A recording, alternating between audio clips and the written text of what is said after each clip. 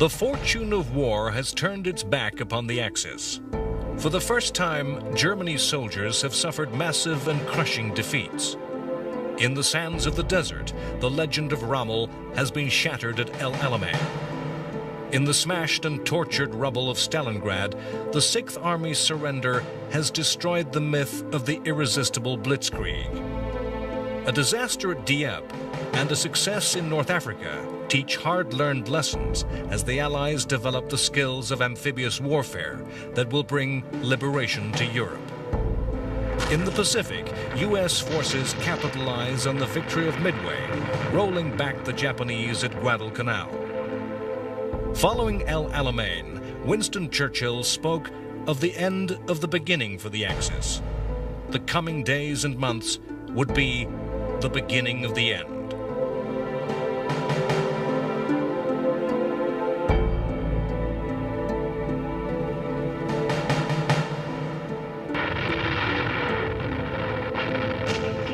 The Battle of El Alamein in November 1942 had been decisive. The Afrika Korps had been forced into retreat. British General Montgomery's pursuit of the German forces had been so well organized that every time in this retreat across western Egypt and then Libya that Rommel had turned and attempted to make a stand, he had been defeated and sent on the retreat again.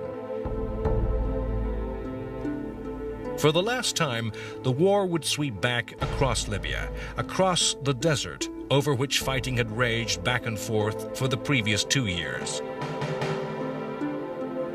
Early in 1943, the Afrika Korps had been forced to withdraw from the Italian colony of Libya. British troops entered at Tripoli, the capital of the territory. They had expected to fight, but found the city deserted, the Axis forces having withdrawn. In the face of pursuit, the Afrika Korps and its Italian allies had withdrawn into the neighboring territory of Tunisia. The fighting in the desert of Libya now began to merge with the campaigns fought by the Axis against the Anglo-American forces which had landed in Algeria and Morocco in Operation Torch. The forces were mostly American and under the command of Dwight Eisenhower. Through late 1942, these armies had advanced along the coast of Algeria towards Tunisia. The aim of the Allies was to capture the coastal ports and cut the Axis forces' lines of supply and retreat, to cut the Axis forces in two, preventing Rommel from joining up with the other Axis forces. In February, it was the turn of the Americans to encounter the genius of Rommel, when at the Battle of Kasserine he struck, as usual taking his enemy by surprise. Rommel's tanks operated in terrain dismissed as difficult to armor. The German attack caught the Americans unprepared and struck at a position that could have led to a decisive defeat of the Allied forces. Italy, though, demanded caution from Rommel and prevented him from exploiting his victory. The battle was not decisive in any way, but deflated the confidence of the American forces. Time and time again, in the latter years of the war, all the genius and all the determination was to be of no avail to the Axis. In early spring of 1943, after Kasserine was not exploited and the German and Italian forces were worn down, the Allied forces were showing the coordination of air, land, and sea forces that was to characterize later operations. The Desert Air Force of the RAF was increasingly effective. The Royal Navy had imposed a tight sea blockade around the Tunisian ports. The Axis forces were growing increasingly short of supplies and ammunition. Slowly, the Axis forces were pushed into a smaller and smaller pocket. In early May, the two German panzer armies in Tunisia collapsed against concentrated American attacks from the west and from the British in the south. The last Germans surrendered on May 13th. Rommel had been ordered to Germany, a sick man.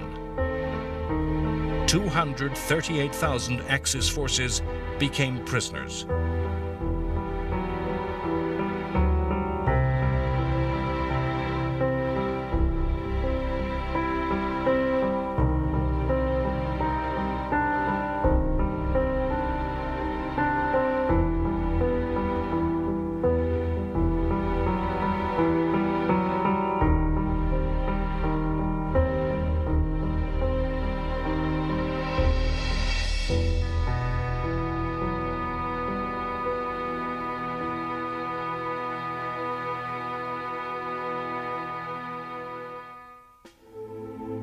The operation in North Africa was a slow-moving process for the Allies, but lessons were learnt that were to pay results in the coming years. The war on the desert had seen important operations by the first of what were later to be called the Special Forces. It was in the Western Desert that Britain's Special Air Service Regiment was first formed. The first Special Forces had operated deep behind Axis lines, attacking supplies and airfields. Far away in Burma, in the war between the forces of the British Empire and Japan, Special Forces were also to play an important role. The Japanese army stood on the border of India, seeking to invade the most important territory of the British Empire. The two armies faced one another across the border, the British army making frontal counterattacks against the Japanese that failed to beat back the invader. The Japanese lines of supply were very long and passed through dense jungle. Britain developed new types of unit and new tactics to attack these tenuous lifelines. Units were specially trained to infiltrate deep behind the rear of the Japanese to conduct guerrilla warfare. The troops came to be called the Chindits, an anglicized corruption of the Burmese for lion. In the first wave, 3,000 Chindits entered Burma. They combined the traditional with the modern. Chindit columns cut through hot malarial jungle with mules as their means of transport. Supplies were entirely by air, enabling the Chindits to have complete independence. The men who became Chindits were special soldiers who had to endure great hardship. Their way of fighting was reminiscent of guerrilla freedom fighters. The stresses of climate and disease broke men easily. The wounded frequently had to be left alone in the forests for later rescue. The Chindits made massive sacrifices in many operations, suffering casualties of 1/3. The fighting in Burma was the longest campaign fought in the war and was fought by the Japanese with two aims. They planned to invade British India. Once liberated from colonial rule, as the Japanese called their Asian conquests, the wealth of the subcontinent would be used to support the Japanese war economy. The Japanese also aimed to cut the only remaining land route via which supplies could reach and support the nationalist Chinese forces, a long, tortuous road that wound through mountain and jungle. Once they had succeeded severing this lifeline, supplies could only reach China by air, and a massive logistical operation was mounted by the United States Air Transport Command to fly the material of war. The air route became known as the Hump and was hazardous for the air crews involved, as the flights had to be made over high mountain ridges at the maximum height that the aircraft could safely operate. A pilot might have to take off in a tropical monsoon, fly through areas of severe turbulence, and have to endure icing before landing. Massive resources were poured into keeping this air route open. Eventually, a maximum of more than 20,000 U.S. airmen, 47,000 civilians, and 300 aircraft were used.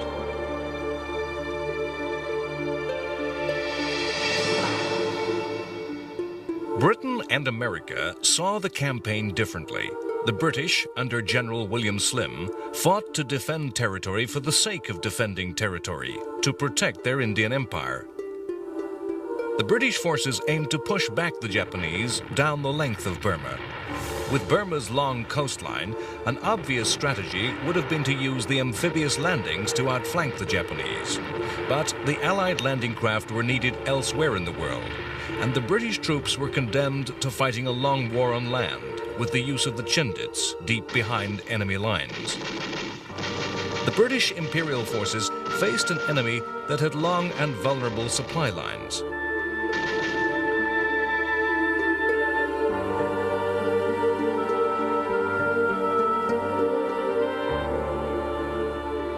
To supply their forces that stood on the border of India, the Japanese constructed the infamous Burma Railway. The climate of Burma's jungles ranks amongst the most unhealthy in the world. The soldiers, fighting on full rations, suffered badly from disease.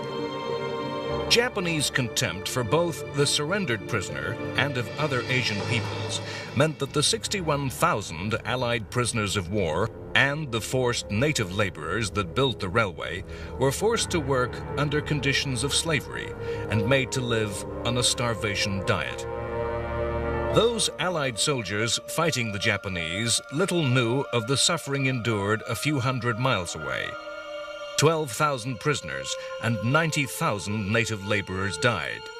The story of the Burma campaign and the railway, in both fiction and history, is infamous.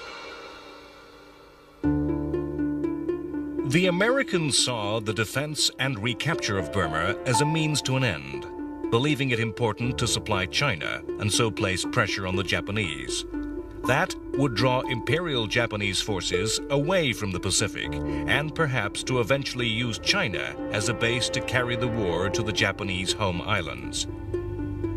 Under the leadership of U.S. General Stilwell, American troops operated in northern Burma and southern China alongside American-trained Chinese forces. Their goal was the creation of a new land route, a road and oil pipeline between India and southern China. The Americans established air bases in southern China, which were used to attack the Japanese forces in China and to attack the sea lanes through which Japan supplied its forces in the southeastern Pacific.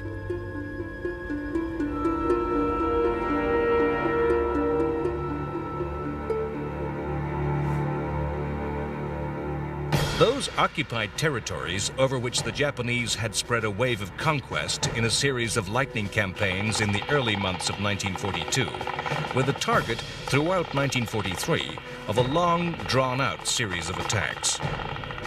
Attacks by Allied forces aimed to roll back the Japanese, island by island, archipelago by archipelago.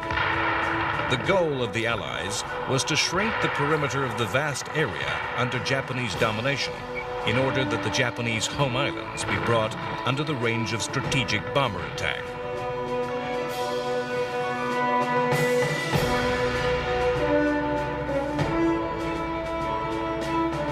The Allied attacks came along two lines. To the south, under General Douglas MacArthur, along the large islands of the South Pacific. As the forces island hopped, air bases were established, which would control areas of the Pacific. Japanese garrisons that were bypassed would then be starved of supplies through air superiority blockading their enemy. The Japanese understood the Allied strategy, and although incapable of offensive action, they took every opportunity to fortify and reinforce the islands they held. In March 1943, at the Battle of the Bismarck Sea, the United States Air Force destroyed an entire Japanese Army division at sea, catching the transport ships and their escorts unawares with a surprise low-altitude attack.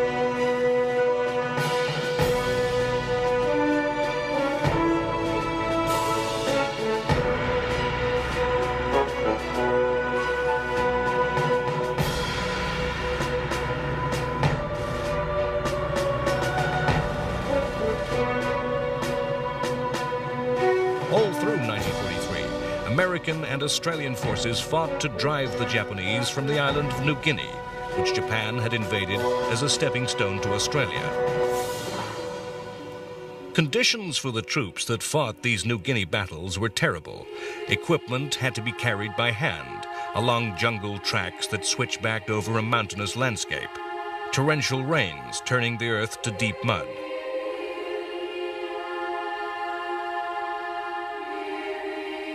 Supplies were brought in by air or portage from New Guinean natives who fiercely opposed the Japanese invaders. The shortage of food was a constant problem for both sides. Japanese units resorted to cannibalism of their own and of prisoners to survive. But by far the greatest killer in New Guinea was malaria, which, compounded with starvation, claimed thousands of victims in both armies. Much of the fighting was fought along the trails, which cut through the jungle. Both sides saw the possession of the forest pathways as a key to holding the island. Soldiers lived in constant fear of ambush from the dense foliage that surrounded them. To stray from the trails into the forest was to risk becoming hopelessly lost. In August 1943, the deadlock was broken when Allied air forces were able to surprise the Japanese aircraft on the ground and destroy Japanese air power in New Guinea. From that time, Allied air superiority coupled with intelligence gained from decoded Japanese signals meant that the initiative now lay with the Americans and Australians. The Japanese were to be driven into the depths of New Guinea's jungles and mountains to carry on resistance in determined defiance. To the north of MacArthur's advance, the U.S. Navy made another strategic thrust, but of a more revolutionary nature. The southern attacks were short moves of little more than 100 kilometers. They were jumps between large landmasses. Such projection of force through amphibious operations were not new in military history, and were projections of power that the Roman Empire would recognize. The massive industrial expansion of the Allies enabled a radical projection of force to be made. The U.S. Navy had been rebuilt following Pearl Harbor and had assembled a huge fleet of the most modern aircraft carriers. These forces enabled the American Navy to mount island-hopping operations over massive distances between islands thousands of kilometers apart in the Central Pacific amongst the tiny coral atolls. The forces of Japan were everywhere outnumbered, and in a series of operations, the American forces drew ever closer to the home islands of Japan.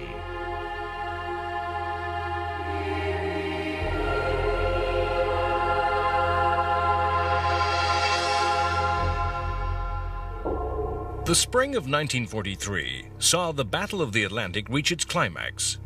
The struggle between the submarines of Germany and the navies of Britain, America, and Canada had been fought continuously during the whole time of the war. It was fought to greater and lesser intensity, with the advantage moving back and forth as the technology, tactics, and numerical strength available to both sides changed. The German aim was to strangle and destroy the lifeline of maritime trade upon which the Allied war effort depended. Convoys of merchant ships sailed the ocean under threat of constant attack. The German U-boat crews knew their task to be the most dangerous of any serviceman. The Battle of the Atlantic is at first understanding a straightforward struggle of numbers, an algebraic equation of war, the result, the product of many factors. The volume of supplies needed to cross the Atlantic, the extent to which the British people could tighten their belts, the rates at which merchant ships and their warship escorts could be sunk, the numbers in which U-boats could be destroyed, the speed with which the shipyards of the Allies and the Axis could replace the losses. The spring of 1943 had seen the equation become ever more complex. Now it would be truly seen that the soldier fighting in the snows of Russia and the sands of the desert were one with the sailor and submariner, fighting the same fight. With British and American forces now on the offensive in North Africa and the Pacific, and indirectly supporting Russian war effort, it was the turn of the Allies to be stretched. The landing in North Africa needed support and convoys. There was more shipping at sea, and escorts had to be spread thinner. The Allies were forced to concentrate all their transatlantic shipping to one route, making the task of the U-boats easier. When in early spring 1943, the Germans were able to raise the number of U-boats all of a sudden from nowhere, the Allies were in crisis, and sinking of merchant shipping grew to dangerous levels. But the fact remained that now the initiative lay with the Allies. In January, faced with the losses, the Battle of the Atlantic was made top priority in the strategic planning, and all effort directed into the U-boat war. Special long-range aircraft were deployed, aircraft carriers now introduced to escort groups. The Battle of the Atlantic had been a grim, long slog. Now the American and British navies forced a decisive battle, making the dark calculation that the loss of 2 merchant ships for each U-boat would break the German Navy. By May, although shipping losses had reached their highest ever, more than 100 German submarines and their crews had been lost. The U-boats were withdrawn. It was another Allied victory, no less crucial than Stalingrad or Midway.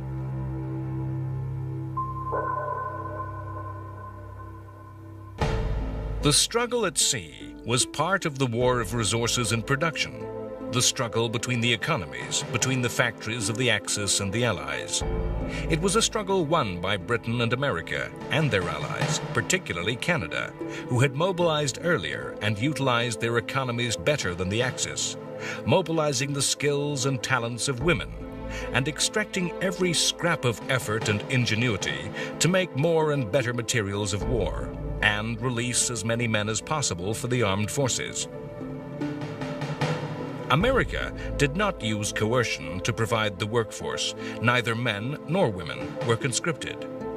The energy and programs of the New Deal were continued.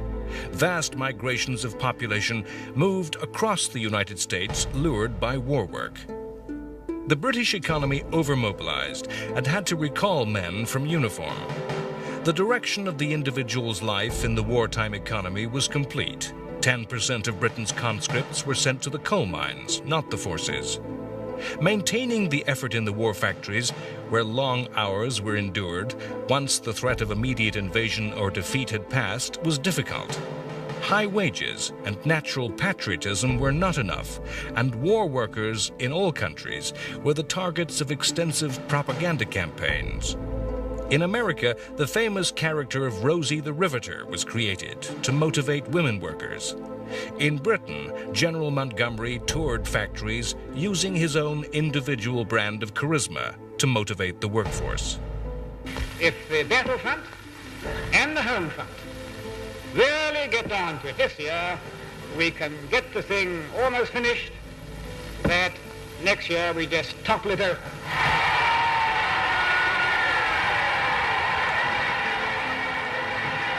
It is to buy into the mythology of World War II to assume that the factories were full of happy and contented workers. There were strikes in mines and factories of Britain, despite their illegality.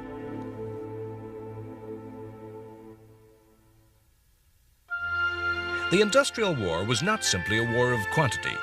It was also a war of quality. The Allies and the Axis competed to equip their armed forces with better weapons. The secret weapon, the new weapon, features large in the fiction of the war. Science and technology did play a great part in the fighting. In March 1943, in a battle of this high-technology war, the British Royal Air Force mounted its famous Dambuster raid. Using a revolutionary bomb that bounced on the surface of water, the RAF attacked the 3 dams in Germany's industrial region. The attack required great bravery and skill of the pilots to fly a big, high-altitude strategic bomber, the Lancaster, at low level. History merges with myth in the Dambuster story. The raid cannot be counted a success. Although there was much flooding, industry was hardly affected, and the dams soon repaired. The secret weapon, the bouncing bomb, was never used again. Many of the innovations were far less dramatic, but had greater impact. Allied fighter pilots in air-to-air combat enjoyed the advantages of the proximity fuse. A wartime invention, a miniature radar would explode shells as they neared the enemy aircraft. Science contributed in many ways. Scientists and mathematicians created the new discipline of operational research into the way military operations were conducted. The optimum search pattern used by an aircraft hunting a U-boat would be the product of scientific calculation. Much of this work remained intensely secret, unseen by the civilian and the ordinary soldier. In March 1943, the greatest secrets still remained buried deep, their full meaning known to but a few. The war of technology, though, was not one-sided. Germany had its own scientists, and in the months to come, Britain would feel the impact of Nazi secret weapons. The Dam Buster raid was an exception to the RAF's usual tactics, and using the Lancaster throughout 1943, the intensity of the British Air Force's nighttime attacks grew ever greater. The British planes flew high at night and used area bombing. Their targets were not individual buildings or places, but entire cities or towns. Effectively, the bombs were aimed at the civilian population.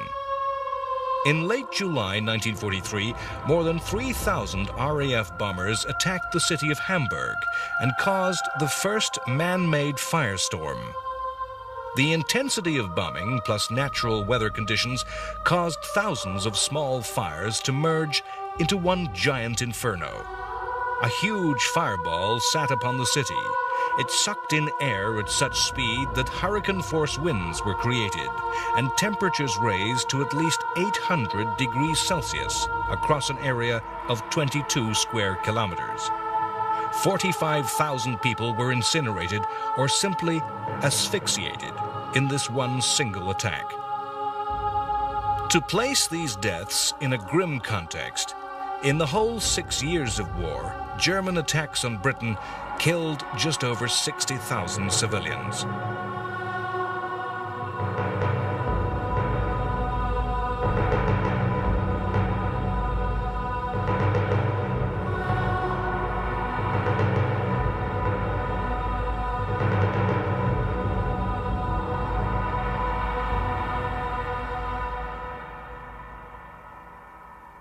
The United States Air Force mounted massive daylight raids aiming to make precisely targeted attacks upon targets of strategic importance. The U.S. Air Force had practiced these surgical strikes against French targets. In these attacks, they operated under the cover of friendly fighters. In spring 1943, the U.S. AAF left its escorts behind and attacked targets deep in Germany. The crews of both American and British bombers needed courage. There were few more dangerous jobs in any regular armed forces. Nearly half of the young men who flew these missions never came home. German air defenses became ever more efficient with radar-guided anti-aircraft fire. The Luftwaffe perfected night fighter tactics, and the German fighters were as deadly to unescorted bombers in daylight as had the Spitfires and Hurricanes of the RAF been in the Battle of Britain. The losses of the attacking aircraft were extremely high. When, in the autumn of 1943, the RAF began to attack Berlin, over a period of 5 months, it lost more than half its total strength, attacking just that one city. Losses on the American side were equally as bad, and in the end, the bombers had to be withdrawn.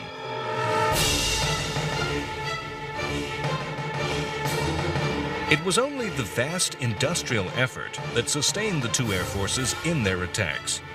The strategic bomber offensive consumed perhaps half of the entire British war expenditure. It has been convincingly argued that in 1943, the strategic air offensive cost America and Britain more than was gained by the attacks on Germany. After the terrible Hamburg firestorm, production in the city was back at 80% of normal in just 5 months. During and since the war, debate has raged about both the military value and the absolute morality of strategic bomber offensives. Even during the war, the rights and wrongs of these attacks on civilian targets caused disagreement, which persists to this day.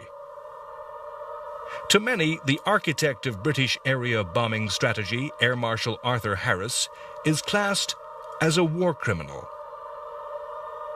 In the context of the war, the deaths of perhaps as many as 1 million German civilians to these attacks have to be weighed against millions of other losses.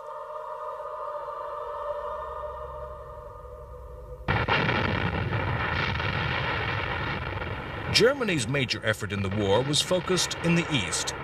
The defeat at Stalingrad in January 1943 had left Hitler shaken and fearful of decision, and had left the Soviet forces temporarily exhausted. Russian offensives to follow up the Stalingrad success failed and were thrown back easily by the Germans. The German command knew that if victory were ever to be won, an offensive must be quickly mounted before new Soviet reinforcements could be brought to bear. A plan was devised to attack and destroy the Soviet forces at Kursk, where a large salient protruded from the line dividing the two armies. This would be Germany's last chance to win the war in the east. The Soviets, realizing attack was imminent, poured resources into the area, creating massive defenses. Huge numbers of Russian artillery sat in prepared positions. On July 5th, 1943, the Germans attacked. The Battle of Kursk remains the largest tank battle in history. 4,000 Russian tanks met 3,000 German machines. For 10 days, a battle, the like of which none had seen before, raged.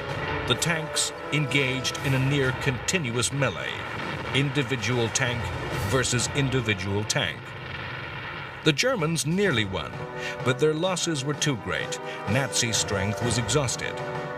The German tank strength was cut to less than a quarter. The last offensive ended in failure, with the destruction of the entire German reserve tank force. After Kursk, the German forces could never again take the initiative. The losses were so great, they could never again be made up.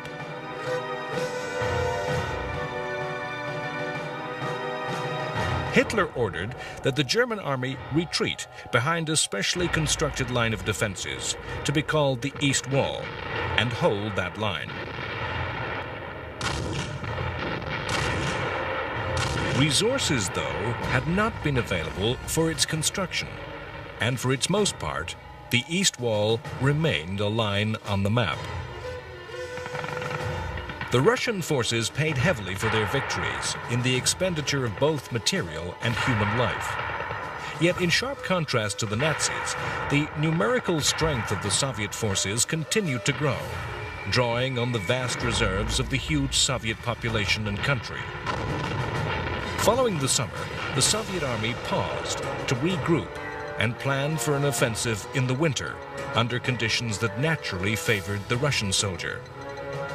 As the first frosts of the winter fell in October and November, the Russian army began attacks across the whole length of the front. The initiative lay with the Soviets. Their vast material advantage over the Germans enabled the Red Army to strike where it desired, where the Nazi enemy's strength was at its weakest.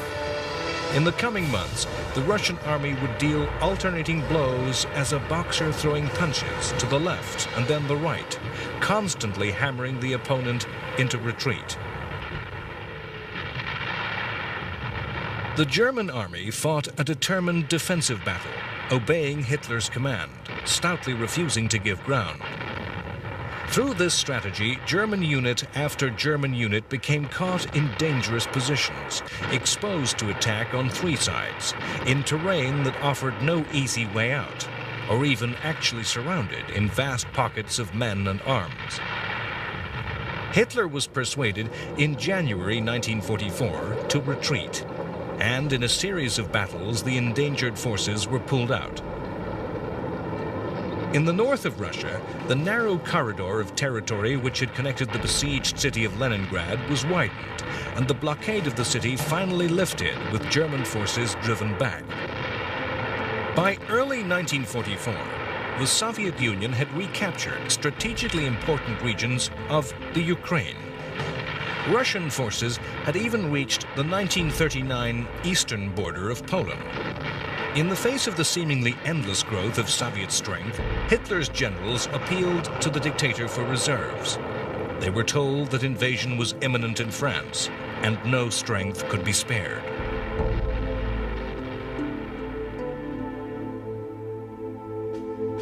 In the summer of 1943, when the Battle of Kursk was at its height, Hitler had been distracted by yet another challenge from the Allies.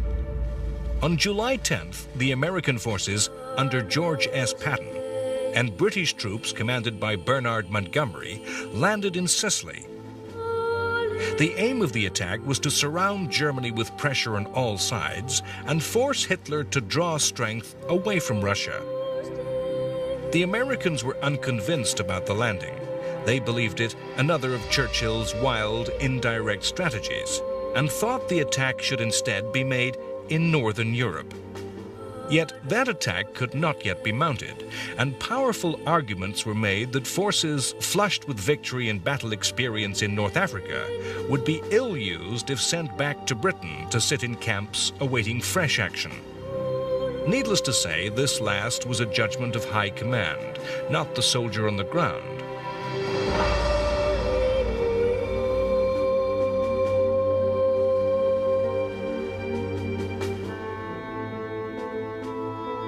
The invasion of Sicily was to a pattern repeated in the latter years of the war. A deception had been perpetrated on the Germans. A dead body was placed by a British submarine, a supposed victim of a plane crash. The dead man carried papers which said that the preparations aimed at Sicily were a ruse, that the real target was Greece. The Germans were fooled. The pattern of closely coordinated attacks by the armies, air forces, and navies of different countries meant that the British and American forces landed against only weak opposition.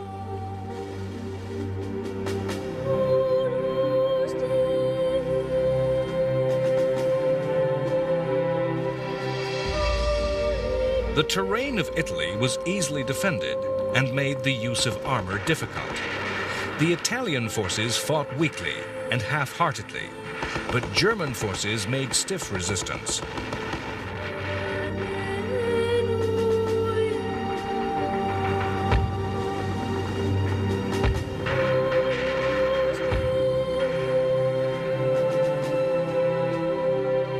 Using seaborne force to outflank successive German lines of defense, the Germans were driven back and evacuated the island by the end of July. The capture of Sicily brought little military advantage. The German forces drawn into the campaign were not in the main taken from Russia. The Allied lines of communication to the Middle East, which Sicily threatened, were already secure. Yet the invasion did bring about dramatic political change in Italy. The Italian High Command, who had never truly accepted Mussolini and fascism, were convinced by the failure of the Italian forces that Italy should change sides. On July 25th, Mussolini was arrested and imprisoned, and the new Italian government immediately entered secret negotiations with the Allies.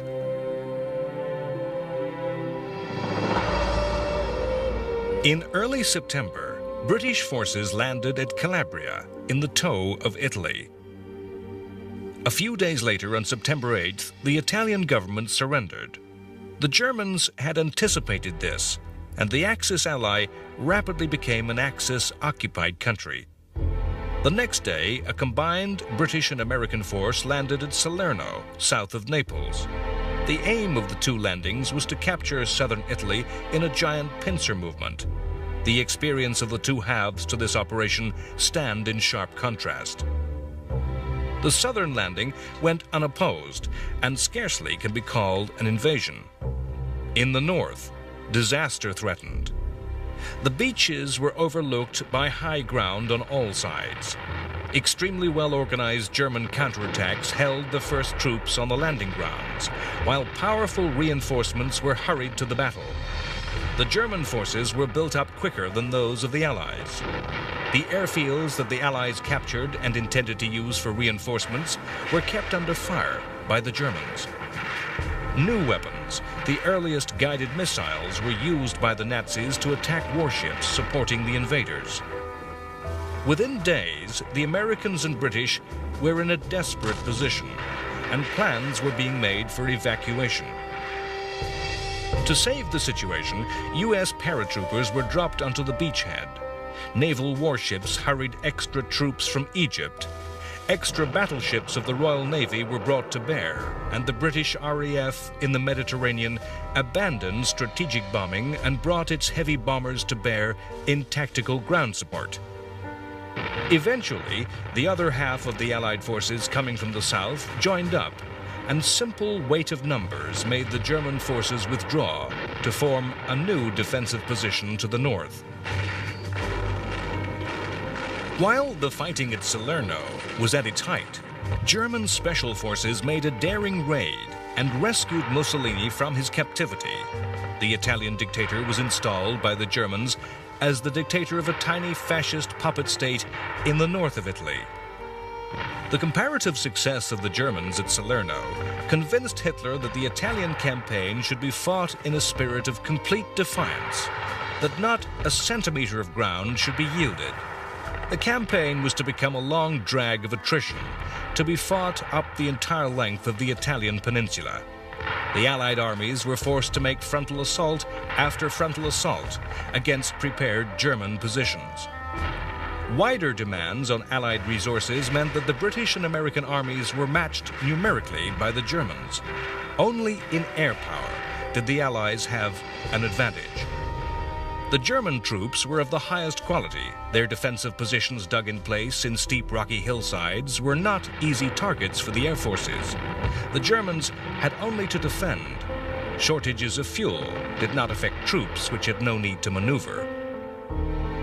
The Italian campaign saw the greatest involvement in World War II by South American forces. Brazil had declared war upon Germany in response to the intense provocation of repeated U-boat attacks upon Brazilian shipping. 25,000 Brazilian troops took part in the fighting in Italy. The fighting in Italy has been described as that part of World War II which most came to resemble the First World War, where attackers were forced to make assault after assault against fixed lines of defenders, with vast expenditure of life for tiny gains of territory. If there was a battle that was the equivalent of the Western Front, it is the Battle of Monte Cassino. The German army held a tall hill, atop which sat a medieval monastery. The hill dominated the entire line separating the armies. It was a position that controlled the whole front. No progress could be made unless the Allies took the hill that the Germans had made into a fortress. Between January and May 1944, a series of battles were fought to take Cassino. Ever heavier bombardments were piled upon the town and hill that created ruins that made the defenders' task even easier. A succession of commanders poured more and more troops in a succession of attacks that appeared to grow increasingly fruitless. Bad weather compounded the difficulties of the attackers. Soldiers who had fought in both battles said the terrain resembled that of the Battle of the Somme. To the north of Cassino, the Allies made an attempt to break this deadlock. At Anzio, on the coast, another combined amphibious landing was made. It would threaten the Germans at Cassino. It could threaten to attack Rome and capture the Italian capital. This attack, too, became bogged down against determined German attacks that were both well-planned and skillfully improvised by some of Germany's better troops. The Germans forced the Allies to reverse their strategy.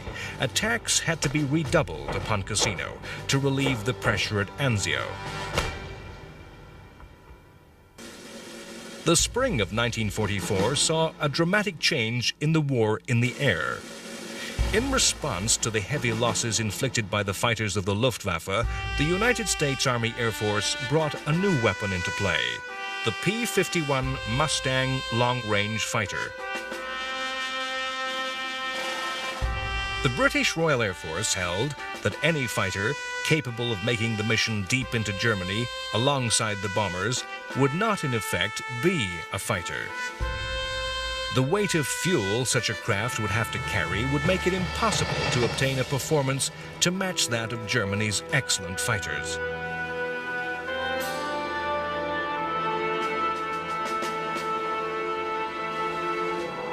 The Mustang owed its extended range to the simple invention of the underwing drop tank.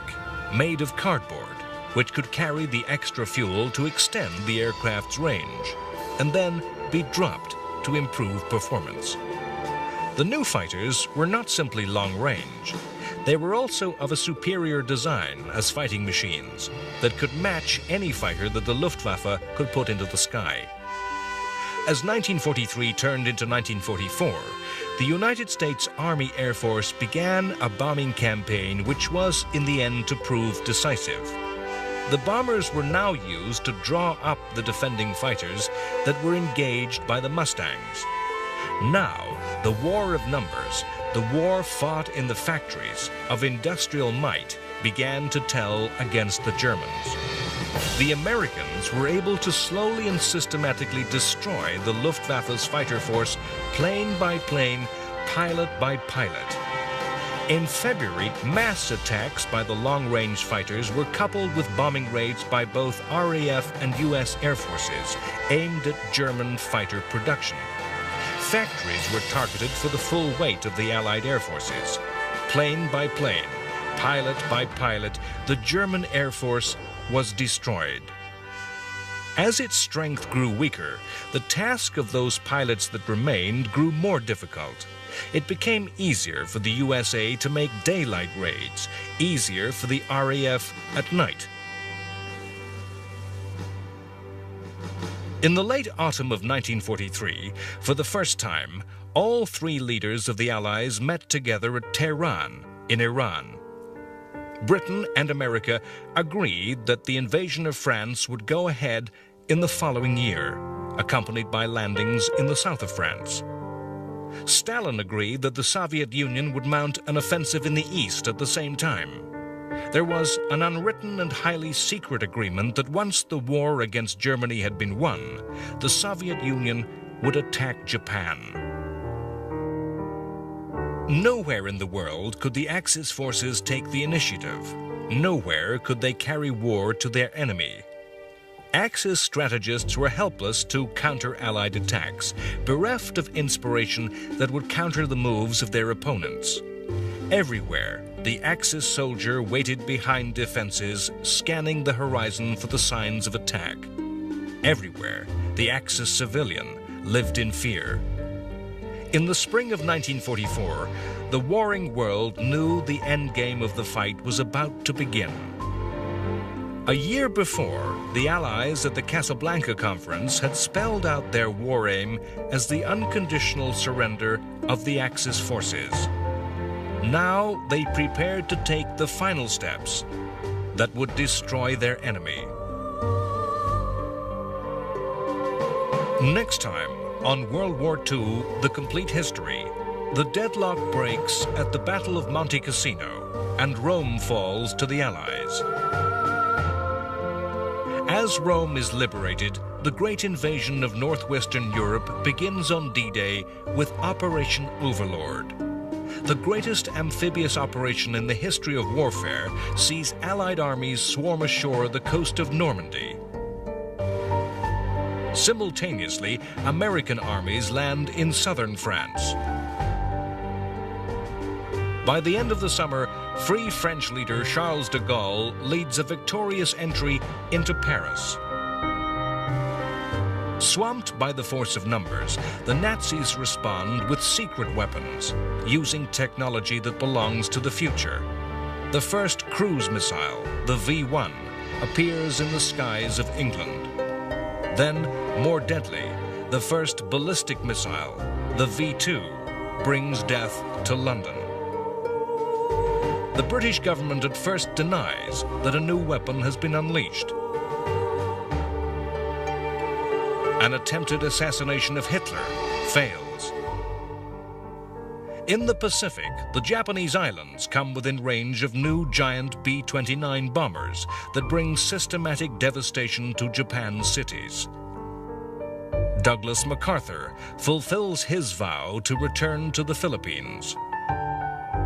Japan invokes mythology and history with the kamikaze suicide attacks. Everywhere, the Nazis are rolled back. Greece is liberated. But there is no peace for its people as civil war breaks out and Greek kills Greek on the streets of Athens. Attempting to shorten the war, British General Montgomery commits his airborne forces too far with attacks upon Rhine crossings at Arnhem. The result is disaster, and the war continues into yet another year.